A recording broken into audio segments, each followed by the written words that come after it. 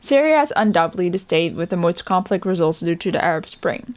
The president of Syria from 1971 to 2000 was Hafez al-Assad, and in 2000 he was succeeded by his son Bashar al-Assad. Influenced by other uprisings, young Syrians started the anti-governmental protests in early 2011 by spraying anti-regime graffiti on walls. The youth were arrested and tortured, which sparked demonstrations in March that got protesters killed. Protesters wanted the repeal of the restrictive emergency law which allowed arrest without charge, and wanted the legislation of political parties and the removal of corrupt local officials. The government responded by repealing the emergency law, liberalizing local and national elections, releasing political prisoners, and dismissing the government, but could not let Assad step down. In attempts to end the unrest as well as the armed opposition, violence occurred between the government and the opposition. On an international front, the Arab League, the US, the EU, and Turkey decided on economic sanctions against Syria. In 2012, Syria had descended into a full-scale civil war. In March, the UN Security Council endorsed a non-binding peace plan, which was drafted by Kofi Annan. China and Russia agreed to support the plan after modification. In June, Syria shoots down a Turkish plane, to which Turkey responds by changing the rules of the engagement and saying if troops were approaching the Turkish border, it would be seen as a military threat. In July, as a group combined of more opposition groups formed army rebel brigades, they took control over the cities in the north. In October of 2012, Lakhdar Brahimi met with regional head of state attempting a ceasefire,